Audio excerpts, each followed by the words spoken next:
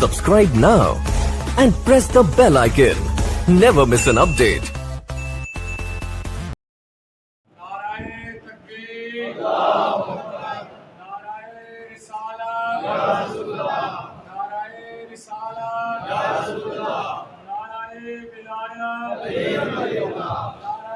विलायत, नाराए हैदरी, फिर भी नाराए हैदरी, हुसैनियत जिंदाबाद, हुसैनियत जिंदाबाद, यजीदियत जदीदियत अहल बैत को दुश्मनाते लाना, अहल बैत को दुश्मनाते लाना, आवाज़े बुलंद कर सलावत। أعوذ بالله السميع العليم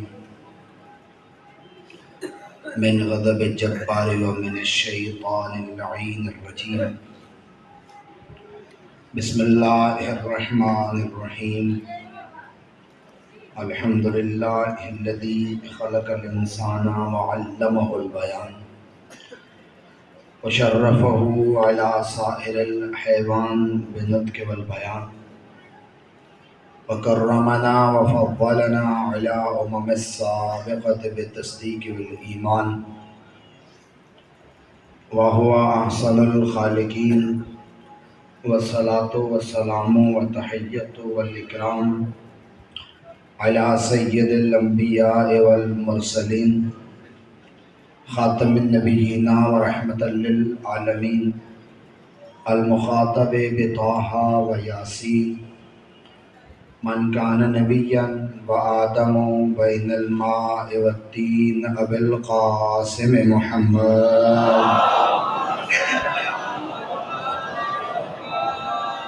وعلى إطرته الأطيبين الأطهرين المعصومين المظلومين المنتجبين المخدومين ولعنة الله على أعدائهم أجمعين من يوم عداوتهم إلى يوم الدين وبعد يوم الدين. رب اشرح لي صدري ويسر لي أمري واحلل عقدة من لساني يفقهوا قولي. أما بعد فقد قال الحكيم في كتابه الكريم. بسم الله الرحمن الرحيم. قل لا أسألكم عليه أجرا إلا المودة في القربى بآواز بلند صلوات.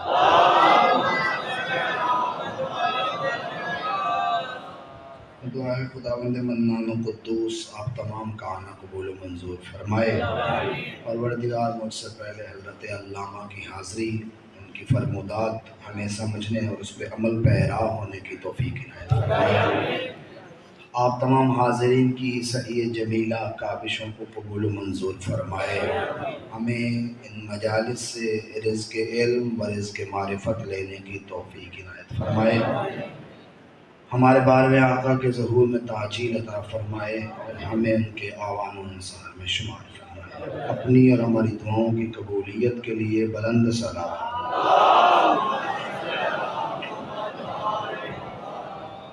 عشرہ محرم الحرام کا پہلا حصہ 10 دن محرم کے مہینے کے پہلا عشرہ اپنی پوری تاب و تمکنت، عزت و توقیر، جلالت و شوکت کے ساتھ گزر گیا اور تمام عزاداروں نے اہل بیت کے دروازے سے رزق عزاداری، رزق معرفت، رزق علم بھی اپنی اپنی جھولی کے مطابق وصول فرمایا. جیسے ہی 10 محرم گزرتی ہے فوراً ہم عزاخانے چھوڑ کے چلے جاتے ہیں، یا ہمارا وہ رجحان عزاداری کے اوپر نہیں رہتا جو رہنا چاہیے. حقیقت یہ ہے کہ کربلا ہونے کے بعد کربلا کے اثرات کو سمجھنا بہت ضروری ہے. میری آج بظاہر اس عشرے کے اعتبار سے آخری گفتگو ہے اور پھر زندگی باقی تو ملاقات باقی. ہمیں یہ دیکھنا ہے کہ حسین گھر سے نکلے. اس کربلا کے 2 حصے ہیں. میں پہلے یہ عرض کروں کہ آج کی میں مجلس اس انداز سے نہیں پڑھوں گا جس انداز سے میں نے عشرے میں پڑھی ہیں. آج یہ سمجھیں کہ میں خبروں کا خلاصہ آپ کے سامنے رکھنا چاہتا ہوں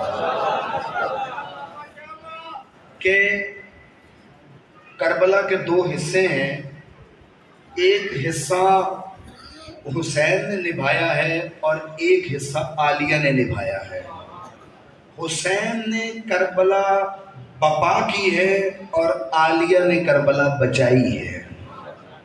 یہ دو حصے ہیں.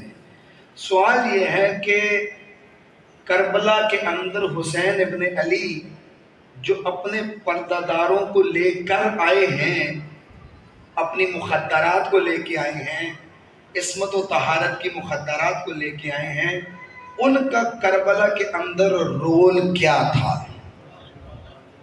کیوں حسین ابن علی نے ان کا انتخاب کیا اور ان بیویوں کو کہ جن کے متعلق کوفے کا ایک مومن روایت کرتا ہے کہ میں سالہ سال علی کے ساتھ کوفے میں رہا ہوں، ما رأیت شخصا قط ولا سمعت صوتا قط، میں نے علی کے گھر سے نہ کسی عورت کی آواز نکلتے دیکھی ہے، نہ کبھی سایہ دیکھا ہے.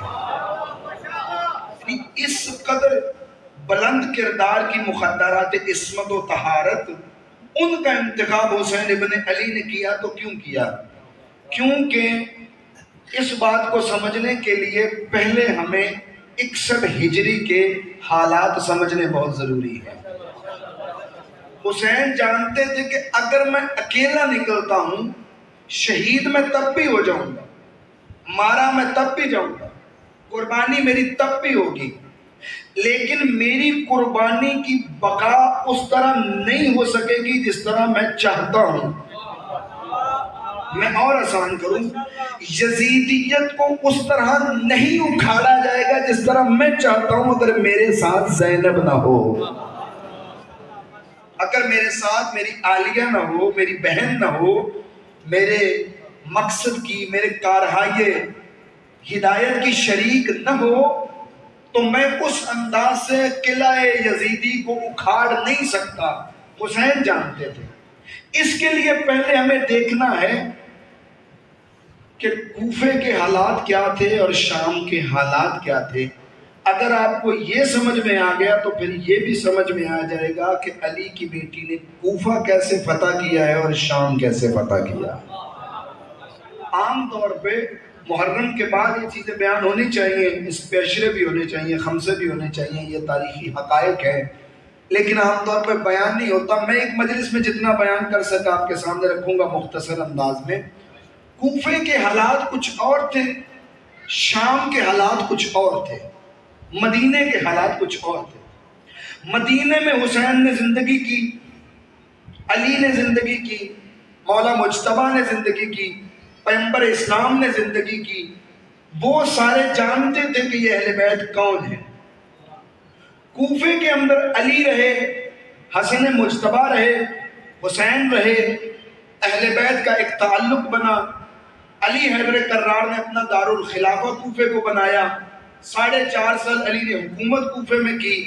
کوفے والوں کو بھی پتا تھا کہ حسن کون ہے، علی کون ہے، حسین کون ہے. لیکن شام کے اندر جب سے اسلام پہنچا ہے، جس نام سے بھی پہنچا ہے، شام کے اندر ایک بھی اہل بیت کا فرد نہیں گیا. اس لیے شامیوں کو پتہ ہی نہیں تھا کہ اہل بیت کون ہے. اس بات کو بڑا تسلی سے سمجھیے گا. کوفے والوں کو پتا تھا. آپ نے جب بھی بات سنی آپ نے یہی سمجھا کہ کوفے والوں نے دغا کیا، کوفے والوں نے بے وفائی کی. کبھی کسی نے نہیں کہا کہ شام والوں نے بے وفائی کی. اس کی وجہ کیا ہے؟ شام کے اندر جو پہلا حاکم بنا ہے، گورنر بنا ہے، یزید کا باپ تھا معاویہ. معاویہ کا بھائی، بڑا بھائی تھا یزید. ایک معاویہ کا بیٹا یزید، ایک معاویہ کا بھائی. پہلا حاکم وہ بنا تھا. تو تقریباً 6 مہینے رہا، اس کے بعد اس کی وفات ہو گئی. اس کے بعد آیا معاویہ ابن ابی سفیان. 40 سال، جن میں سے 20 سال وہ گورنر رہا، 20 سال حاکم رہا. 40 سال یہ رہا ہے شام میں، اور اس کے ہوتے ہوئے شام میں اہل بیت میں سے کوئی داخل بھی نہیں ہو سکا. اب بات کو سمجھ رہے ہیں میں کیا کہہ رہا ہوں؟ دیکھیں میں ایک بات کلیئر کر دوں، رٹے والا خطیب ہوں کوئی نہیں، جب تک پوری ایتھینٹیکیشن کے ساتھ بات کو دیکھ نہ لوں میں نہیں پڑھتا، اور میں کسی مخالف کا بھی نظریہ سامنے رکھتا ہوں تو احترام سے رکھتا ہوں، مجھے پتا ہے کہ لڑائی کیا ہوتی ہے اور اختلاف کیا ہوتا ہے۔ تسلی سے سنیے گا، بات کو سمجھیے گا، جڑوں سے سمجھیے گا۔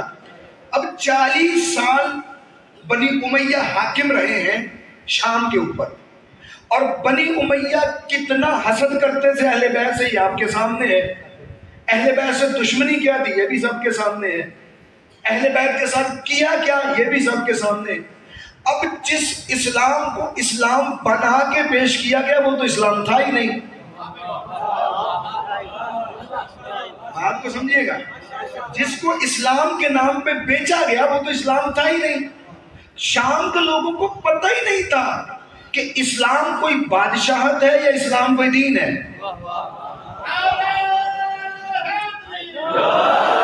انہیں نہیں معلوم تھا کہ اسلام یعنی محمد مصطفیٰ صلی اللہ علیہ وآلہ وسلم اللہ کا دین لے کے آئے ہیں، بادشاہت نہیں لائے، نبوت لائے ہیں، رسالت لائے ہیں، نظام لائے ہیں، سسٹم لائے ہیں، انہیں نہیں پتا تھا، ان کو جو دکھایا گیا ان کو اسی کا پتا تھا۔ آپ اسی لیے جب بھی ہسٹری پڑھیں گے، تاریخ پڑھیں گے، آپ کو یہ ملے گا کہ شام کا ایک بندہ آیا مدینے کے اندر اور اس نے آتے ہی علی حیدر کرار کے خلاف زبان درازی شروع کر دی اور علی کے متعلق نازیبہ باتیں کہی۔ کیوں؟ اسے پتہ ہی نہیں تھا کہ علی کون ہے، حسن کون ہے، حسین کون ہے۔ یہ الگ بات ہے کہ بندے شام سے آتے تھے علی کی دشمنی لے کے، جاتے تھے علی کا عشق لے کے۔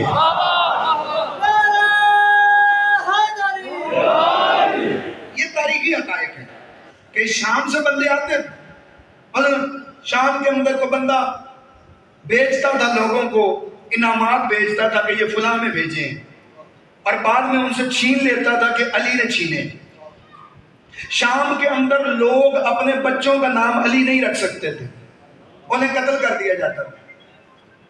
شام کے اندر محب اہل بیتوں کو چن چن کے مارا جاتا تھا۔ شام کے اندر اہل بیت کی محبت پہ پابندی تھی۔ شام کے اندر اہل بیت کا نام لینا منع تھا۔ لوگ 40 سال سے زیادہ عرصے تک واقف بھی نہیں تھے اہل بیت سے، پتہ ہی نہیں تھا کہ آل رسول کون ہے۔ اگر یہ بات ذہن میں آ گئی تو میں بات کو آگے بڑھاؤں۔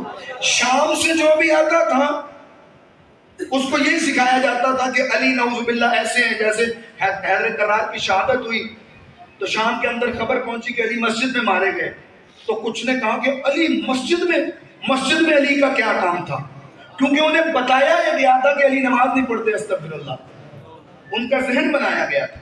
اگر یہ ایک بات سمجھ لی ہے تو میں دوسری بات کی طرف آتا ہوں۔ یہ دشمن کی پالیسی تھی، اب دیکھیے اہل بیت کی پالیسی کیا تھی۔ دشمن کی پالیسی مختصر میں نے سمجھا دی، اب اہل بیت کی پالیسی کیا تھی، حکمت کیا تھی۔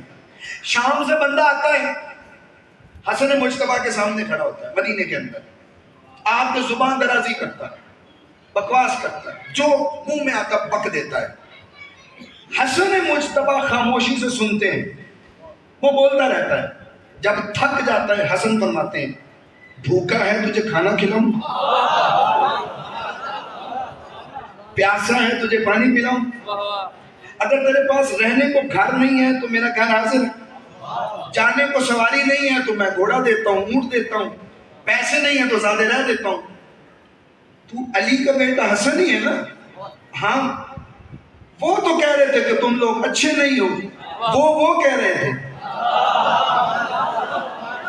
قدموں پہ گرا اور اس نے جملہ کہا، اس نے کہا خدا کی قسم جب میں شام سے آیا تھا تجھ سے زیادہ کسی سے نفرت نہیں کرتا تھا، اب میں جا رہا ہوں تجھ سے زیادہ کسی سے عشق نہیں کرتا۔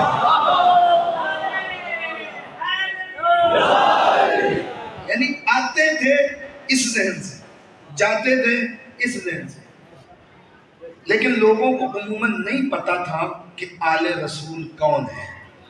حسین ابن علی نے جو کارنامہ سر انجام دیا ہے، حسین چاہتے تھے میں شہید ہو جاؤں حسین چاہتے تھے جب میں شہید ہو جاؤں تو میرا پیغام یہاں رکے نہیں. دیکھیں معصوم جو ہوتا ہے، معصوم کو پتہ ہوتا ہے کہ دشمن کا ذہن کیا ہے، معصوم کو پتہ ہوتا ہے کہ دشمن کمینگی کی کس حد تک جا سکتا ہے. حسین جانتے تھے کہ یہ میری بہنوں کو یہاں نہیں رکھیں گے، یہ لے کے جائیں گے. حسین چاہتے تھے کہ جب یہ لے کے جائیں تو میری بہن میرا تعارف کروائے، اور صرف میرا نہ کرائے، بابا علی کا بھی کروائے. آپ اب آئیے دوسری رخ کی طرف، اور میں بات کو مختصر کروں کہ حسین ہو گئے شہید، حسین ہو گئے شہید. اب آپ کوفے کے اندر دیکھیے، بی بی کے خطبے پڑھیے. کوفے کے اندر، کوفے کے جو خطبے ہیں ان کا انداز کچھ اور ہے، شام کے خطبوں کا انداز کچھ اور ہے. پڑھیے دونوں خطبے. تاریخ میں اپنے دوستوں سے کہتا ہوں کہ آج یہ موبائل کا دور ہے، میڈیا کا دور ہے، اور اس سے غلط استفادہ نہ کیجیے، اچھا استفادہ کیجیے. پڑھیے کہ بی بی جب کوفے میں داخل ہوتی ہیں، ذاکرین بعض جلدی میں یہ جملہ کہہ دیتے ہیں کہ سجاد گزر رہے تھے اور دعا کر رہے تھے کہ یا اللہ کوئی جاننے والا نہ مل جائے. یہ غلط ہے. سجاد تو پکڑ پکڑ کے بتا رہے تھے یہ کون ہے اور ہم کون ہیں. سجاد تو لوگوں کو پکڑ پکڑ کے بتا رہے تھے. آپ پڑھیے. اب ذرا آئیے خطبوں کی طرف اور میں بات کو سمیٹ لوں. کوفے کے اندر جب یہ قافلہ جاتا ہے تو وہاں کے خطبوں میں یہ ہے کہ او کوفے والو، تم غدار ہو، تم ملعون ہو، تم نے ہمارے ساتھ دھوکہ کیا، تم ہمیں جانتے نہیں، تم نے محنتوں کو ضائع کر دیا، تم برے لوگ ہو، تم تماشا دیکھنے والے لوگ ہو. کوفے کے یہ جملے. شام کے خطبے دیکھیں، شام میں فرماتے ہم مکہ والے ہیں، ہم مینا والے ہیں، ہم زمزم والے ہیں، ہم صفا والے ہیں، ہم کوثر والے ہیں، ہم کعبے والے ہیں، ہم علی والے ہیں، ہم خدیجہ والے ہیں، ہم رسول والے ہیں. ان کی مذمت کر رہے ہیں، کوفے والوں کی مذمت کر رہے ہیں کہ تم دھوکے باز ہو، اس لیے کہ تمہیں پتا ہے تم نے ساتھ نہیں دیا. لیکن شام والوں کو یہ نہیں کہہ رہے. شام والوں کو کہہ رہے تمہیں پتہ ہی نہیں، پہلے ہمیں پہچانو. وہ جو کعبہ تم نے سن رکھا ہے، اس کعبے والے یہ جو تخت پہ بیٹھے یہ نہیں ہے، ہم والے سے کعبے کے.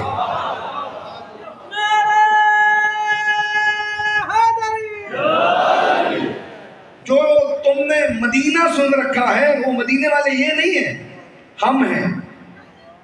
جو تم نے محمد مصطفیٰ کا نام سن رکھا ہے، ان کو دیکھ کے محمد کی سیرت نہ پہچانو، ہمیں دیکھ کے محمد کو پہچانو.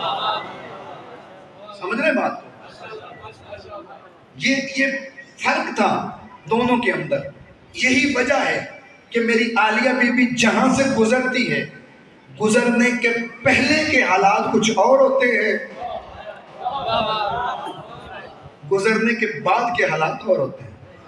خدا اب میں ایک مجلس میں اتنا زیادہ نہیں بیان کر سکتا، لیکن میں نے اشارہ دے دیا، دوست تحقیق فرمائیں گے کہ بی بی جہاں سے گزرتی ہے، اہل بیت کا جہاں سے قافلہ گزرتا ہے، گزرنے سے پہلے کے حالات کچھ اور ہوتے ہیں، گزرنے کے بعد کے حالات کچھ اور دیتے ہیں. میں مثال سے سمجھاتا ہوں. قانون الہی یہ ہے، اللہ کا فیصلہ یہ ہے کہ میدان سجاتا ظالم ہے، میدان مارتا مظلوم ہے.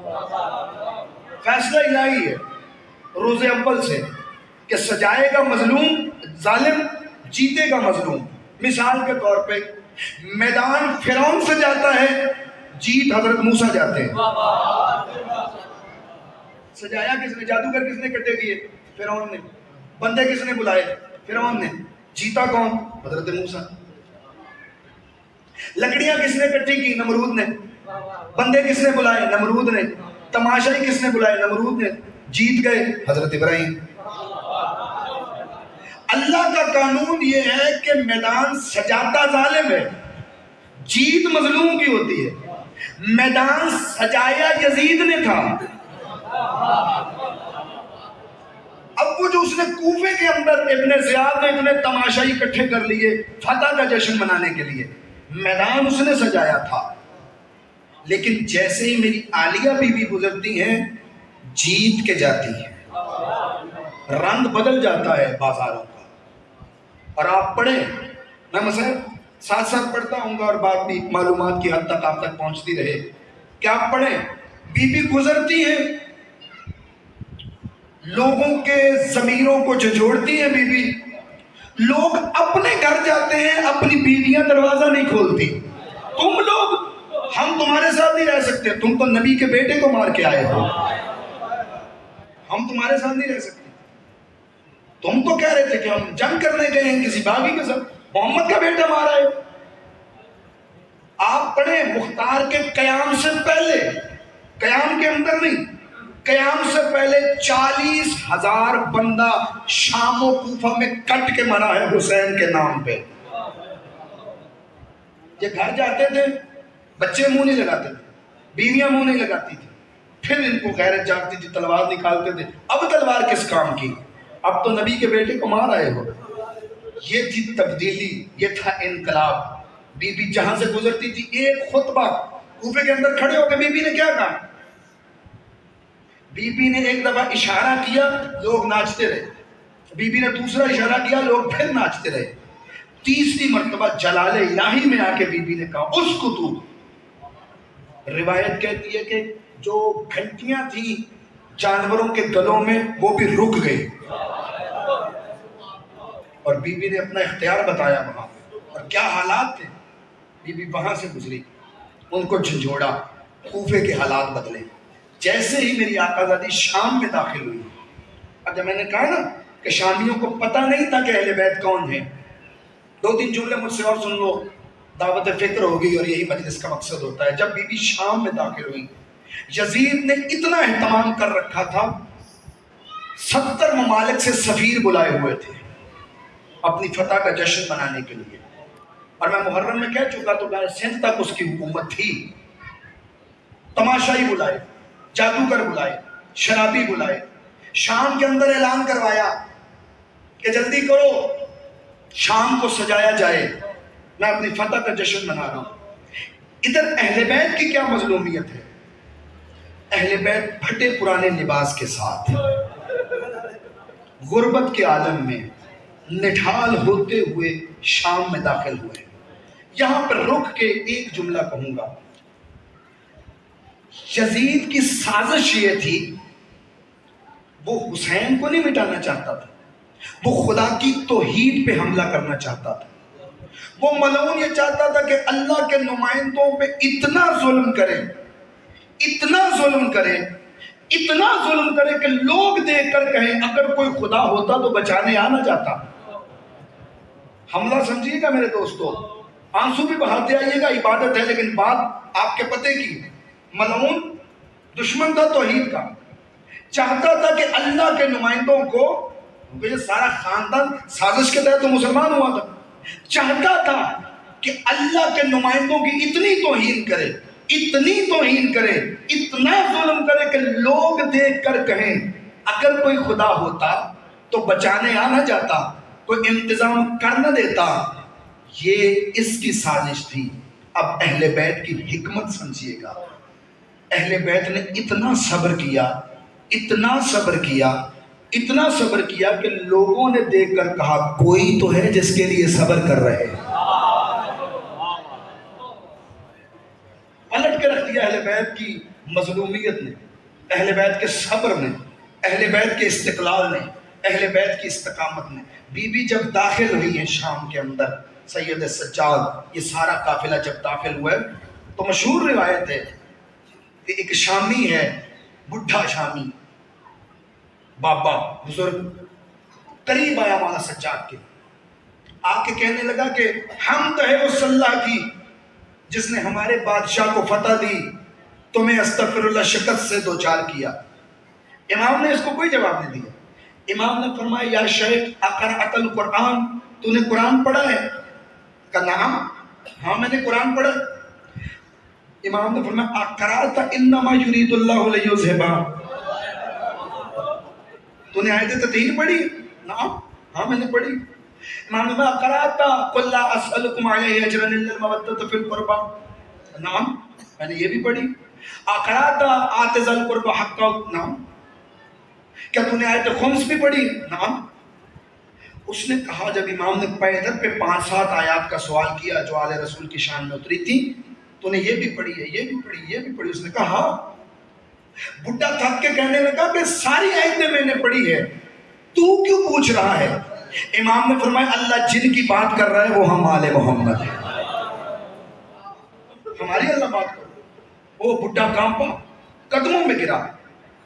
آپ ہیں اہل بیت، آپ ہیں تطہیر والے، آپ ہیں. یہ ملعون تو کچھ اور بتاتے رہے. اسی وقت اس نے تلوار نکالی اور شہید ہو گیا. یہ تھا اہل بیت کا انقلاب. اس طرح کے بڑے واقعہ ملیں گے بازار کے آپ کو کہ اہل بیت جس سے ملتے تھے اس کا ذہن بدل دیتے تھے. اور یزید کے ہاتھ سے حالات نکل رہے تھے. اب بس ایک واقعہ میں بات کو سمیٹ آیا اور بات تمام ہو جائے. دعوت فکر ہو گئی کہ جب یہ قافلہ داخل ہوا ہے دربار کے اندر، یزید نے محفل لگائی ہوئی تھی، شراب پی رہا تھا، شطرنج کھیل رہا تھا. سامنے 70 ممالک کے سفیر بیٹھے ہوئے تھے. اہل بیت کا قافلہ داخل ہوا. روایت کہتی ہے کہ جب اہل بیت کا قافلہ داخل ہوا، اس نے شراب پیتے ہوئے سر نہیں اٹھایا. علی کی بیٹیاں بڑی دیر تک کھڑی رہی، بڑی دیر تک کھڑی رہی. کافی دیر بعد اس نے سر اٹھایا.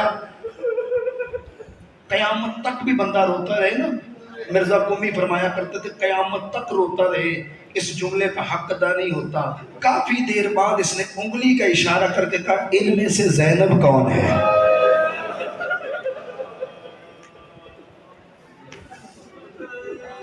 کسی نے کہا کہ ان بیویوں میں جو بلند قامت خاتون ہے وہ علی کی لاڈلی زینب ہے. اس ملعون نے گستاخی کرتے ہوئے چاہتا تھا کہ دل دکھائے. ایک مرتبہ کہنے لگا بتا تجھے سب سے زیادہ تکلیف کب ہوئی؟ اکبر کا لاشا بڑا مشکل تھا، عباس کے بازو بڑے مشکل تھے، 70 قدم پہ حسین کو دیکھنا بھی بڑا مشکل تھا، چادر لٹوانا بھی بڑا مشکل تھا، رستے کے سفر بھی بڑے مشکل تھے. ہل جاتا ہے جملہ جب میں یہ جملہ پڑھتا ہوں، ہل جاتا ہے میرا دل جب میں جملہ پڑھتا ہوں. بی بی نے کسی مصیبت کا ذکر نہیں کیا. بی بی نے ایک جملہ کا سب سے بڑی تکلیف یہ ہے میں بطول کی بیٹی تجھ سے بات کر رہی ہوں.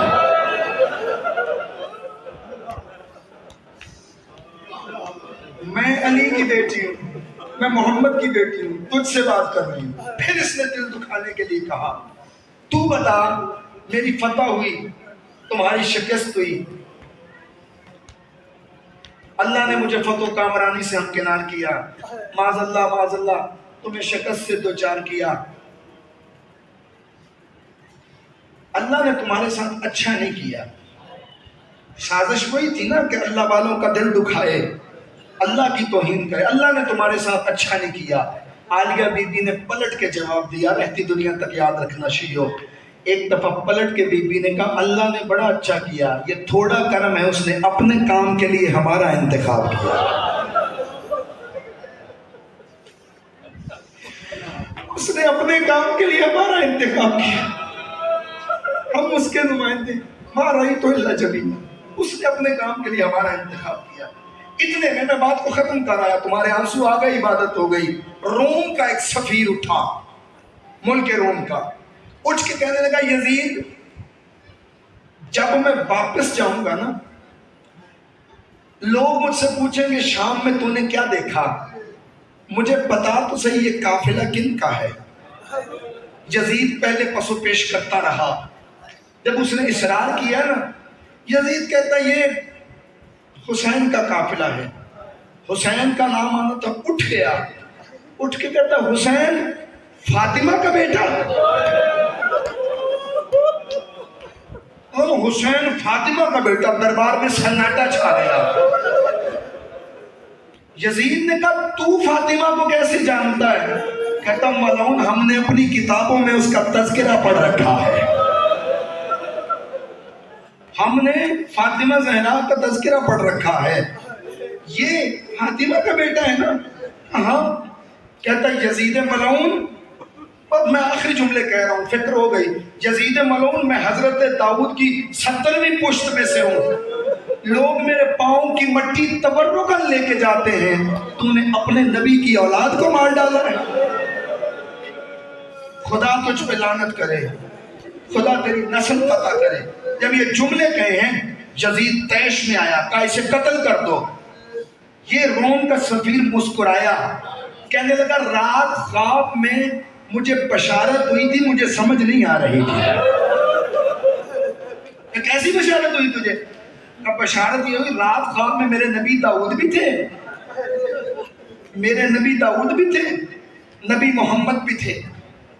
एक मर्तबा मैं दाखिल हुआ दरबार में, मेरे नबी भी उठे, मुस्तफा भी उठे, उठ के मुझे गले लगाया। मुझे समझ नहीं आ रहा था इसकी ताबीर क्या है। अब मुझे समझ में आया मोहम्मद ने मुझे गले क्यों लगाया था। उठा और कलमा पड़ा, सैयद सज्जाद के कदमों पे हाथ रख के शहीद हो गया। यजीद ने जब बीबी से तकल्लुम शुरू किया और बीबी की तौहीन की, बीबी ने पलट के बस एक जुमला कहा जिसमें मजलिस तमाम हो जाए, और यही नतीजा है मुहर्रम का। बीबी ने कहा, ओ यजीद किद कैदक वस्वासायक वमकुरु मकरक फवल्लाहि ला तुमहु ज़िक्रना। यजीद जितने जुल्म कर सकता है कर ले, जितने मज़ालिम ढा सकता है ढाले, जितनी आफात व बलियात नाज़िल कर सकता है कर ले, जितने जुल्म करने हैं कर ले। मैं अली की लाडली, मैं रसूल की बेटी, मैं बतूल की बेटी, मैं हुसैन की बहन, तेरे दरबार में खड़े होके तेरे सामने ये कयामत तक के लिए चैलेंज करके जा रही हूँ, मेरा भाई जिंदाबाद रहेगा, मेरा हुसैन जिंदाबाद रहेगा, तू मुर्दाबाद रहेगा। हुसैन की सदा कल भी जिंदाबाद थी, ये आलिया का वादा है, हुसैन की सदा आज भी जिंदाबाद है। परवरदिगारा सदका नबी वाले नबी, जितने दोस्तों ने इस अज़ादारी में हिस्सा लिया है, परवरदिगार तमाम की काबिशों को कबूल फरमा। परवरदिगार हमारे भाई दोस्त अहबाब जितने मोमिनीन यहाँ पे तशरीफ़ फरमा हैं, जितनी मोमिनात मेरी बहनें तशरीफ़ फरमा हैं, सुनने वाले सामीन इधर इर्द गिर्द मौजूद हैं, परवरदिगार तमाम की हाजात को पूरा फरमा, तमाम की मुश्किलात को आसान फरमा, आफात व बलियात से दूर फरमा। सदका नबी वाले नबी परवरदिगार आलम हम तमाम के हाल पे नज़र रहमत फरमा। सदका मोहम्मद व आले मोहम्मद का हम में से अगर कोई बीमार है उसे शिफाई कामिला नसीब फरमा। बिलखुसूस परवरदिगार आलम मौलाना तकी फाजिल साहब की वालिदा बीमार है, मेरी वालिदा बीमार है, भाई रफ़ीक के घर वाले बीमार हैं, दीगर जितने भी मोमिन मोमिनात बीमार हैं, सैयद